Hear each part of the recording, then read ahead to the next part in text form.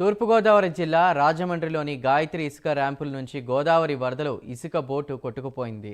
ధవళేశ్వరం బ్యారేజీలో మొదటి గేటుకు అడ్డంగా బోటు చిక్కుకుంది. అయితే బోటు కొట్టుకుపోకుండా బయటకు తీసే ప్రయత్నం చేస్తున్నారు మత్స్యకారులు. కానీ వరద ఉధృతి ఎక్కువగా ఉండడంతో బోటును బయటకు తీయడం కష్టతరంగా మారింది.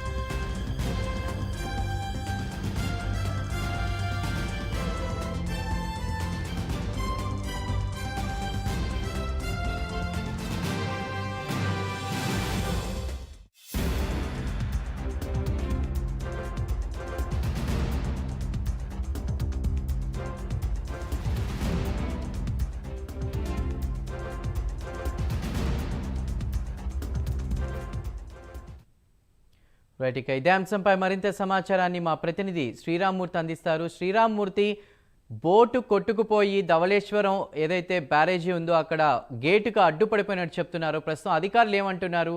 దాన్ని తీసే ప్రయత్నం చేస్తున్నారా? చందు, వరద గోదావరికి పరవళ్ళు తొక్కుతూ ప్రవేశిస్తున్న పరిస్థితి ఉంది. గోదావరి ఉధృతి కూడా రాత్రి నుంచి కూడా పెరిగింది. ప్రస్తుతం ఇక్కడికి 3-4 కిలోమీటర్ ధవళేశ్వరం బ్యారేజ్ దగ్గర మనం ప్రస్తుతం ఉన్నాం. బ్యారేజ్కి ఎగున గల గాయత్రి ర్యాంప్ నుంచి రాత్రి ఒక బోటు కొట్టుకుని వచ్చింది. ఆ బోటు ఇక్కడ ధవళేశ్వరం బ్యారేజ్లోని మొదటి ఆ గేటుకి దగ్గర చిక్కుకుపోయిన పరిస్థితి ఉంది. అయితే ఇది ఏటవాలుగా వచ్చి చిక్కుపోవడంతో అది కదలలేని పరిస్థితి ఉంది. దీంతో వరద ప్రవాహానికి కూడా అడ్డంకిగా మారింది. ఇప్పటికీ దాన్ని తొలగించడానికి ఒకవైపు ఇరిగేషన్ అధికారులు అలాగే ఇక్కడ మత్స్యకారులు కూడా ఈ బోటుని ఇక్కడ నుంచి తొలగించడానికి తీయడానికి ప్రయత్నం చేస్తున్నారు. ఈ చిక్కుకుపోవడం చాలా ప్రతిపాదకంగా మారింది. ఈ గేటు ఎత్తినప్పటికీ కూడా అది కిందకి కొట్టుకెళ్లలేని పరిస్థితి కనిపిస్తుంది. దీంతో తాడు కట్టి లాగుతున్న పరిస్థితి మనం చూస్తున్నాం. అనేక ప్రయత్నాలు ఉదయం నుంచి కూడా చేస్తున్నారు. అయితే బోటు అక్కడి నుంచి అది బోటు కదలట్లేదు. ఇది గోదావరిలో గాయత్రి ఇసుక ర్యాంప్ దగ్గర ఇసుక లోడ్ చేసుకుని గోదావరిలో ఒడ్డుకి తీసుకొచ్చి వేస్తూ ఉంటారు. అయితే వరద పెరగడంతో ఒడ్డున కట్టి ఉండడంతో అది తాడు తెగి ఈ బోటు కొట్టుకుని వచ్చేసింది రాత్రి. అయితే ఇక్కడ గమనించిన ఇరిగేషన్ అధికారులు ఇక్కడ వెంటనే ఈ సహాయక చర్యలు చేపట్టారు. దీన్ని ఎలా పెరుగుతున్న నేపథ్యంలో ఈ గేటు మూయడానికి కానీ పైకి తెరవడానికి కానీ ఇబ్బందికరమైన పరిస్థితులు ఏర్పడతాయి. దీనివల్ల అధికారులు ఆందోళన కూడా చెందుతున్న పరిస్థితి. అయితే ఇప్పుడు గేటు పూర్తిగా ఎత్తి ఏదైనా పొక్కలేని ద్వారా దీన్ని లాగించడమా లేకపోతే వేరే మార్గం ఏంటనేది కూడా ఆలోచన చేస్తున్నారు. ప్రస్తుతం వరద గోదావరి మాత్రం అయితే గంటకి ఇక్కడ ధవళేశ్వరం బ్యారేజ్ దగ్గర పెరుగుతూ ఉంది. ఉమ్మడి తూర్పుగోదావరి జిల్లాలో చూసినట్లయితే గత 4 రోజులుగా కురిసిన భారీ వర్షాలకి మొత్తం అతలాకుతలమైన పరిస్థితి ఉంది. గోదావరి పరివాహక ప్రాంతంలో అటు మహారాష్ట్ర, తెలంగాణ, ఛత్తీస్గఢ్, జగదల్పూర్ ఇలాగా ఈ గోదావరి పరివాహక ప్రాంతాల్లో కురిసిన భారీ వర్షాలకి వరద నీరు భారీగా వచ్చి చేరుతుంది. భద్రాచలం దగ్గర ప్రస్తుతం 37 అడుగులకి దాటి నీటి మట్టం పెరుగుతూ ఉంది. దాదాపుగా 9 లక్షల క్యూసెక్కుల నీరు దిగుకు వస్తుందని చెప్పి ఇక్కడ ఇరిగేషన్ అధికారులకు సమాచారం ఉంది. అయితే పోలవరం ప్రాజెక్టు నుంచి ఇప్పటికే 8 లక్షలకు పైగా క్యూసెక్కుల నీరు దిగుకు విడుదల అవుతుంది.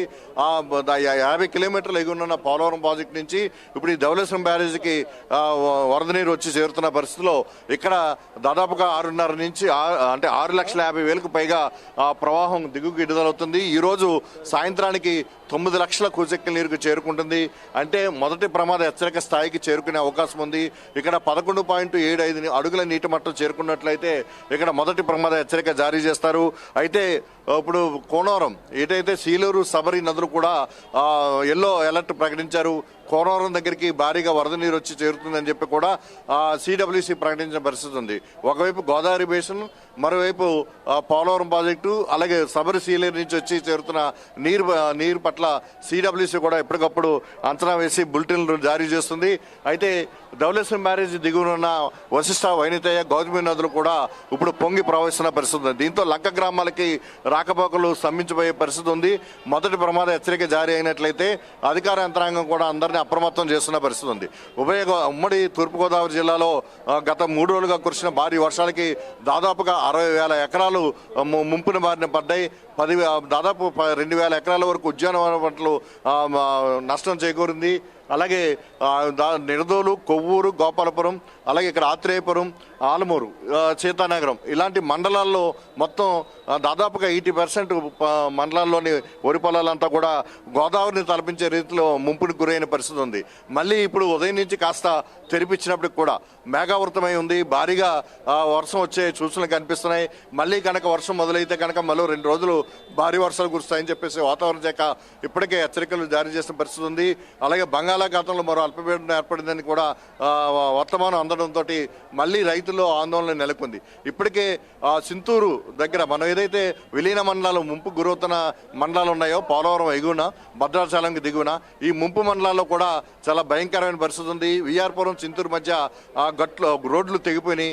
దీంతో 25 గ్రామాలకి ఇక్కడ రాకపోకలు తెగిపోయినాయి. మొత్తానికి చూసినట్లయితే 185 గ్రామాల వరకు ఉమ్మడి తూర్పుగోదావరి, పశ్చిమ గోదావరి జిల్లాలు కలిపి ఇబ్బందికరమైన పరిస్థితులు ఉంటే ఒక్క చింతూరు ఏజెన్సీలోనే దాదాపు 100 గ్రామాలకి రాకపోకలు తెగిపోయి. ఒకవైపు విజయవాడ సతీష్ గారు వెళ్లే జాతీయ రహదారి 326 మీద గండి పడింది కుయ్యూరు వద్ద. దీంతో రాకపోకలు నిలిచిపోయి లారీలు ఎక్కడికక్కడే రోడ్డు పక్కన నిలిపేసిన పరిస్థితి ఉంది.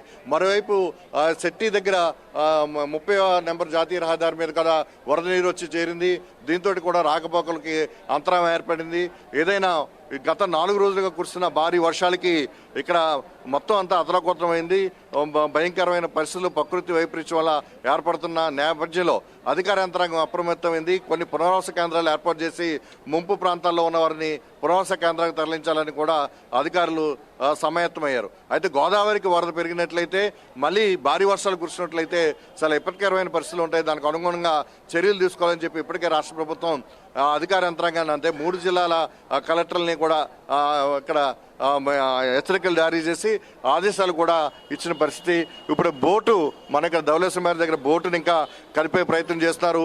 ఇంకా కదలలేదు. ఇంకా మరి కొంత సమయం పట్టే పరిస్థితి ఉంది. ఇలాంటి పరిణామాలతో వరద గోదావరి ఉధృతి పెరిగితే మళ్ళీ ఎలాంటి పరిస్థితులు ఉత్పన్నమవుతాయని చెప్పేసి అధికార యంత్రాంగం అయితే ఇక్కడ అప్రమత్తమైన పరిస్థితి కనిపిస్తుంది. Chandu. Right Sriramurthy, thank you.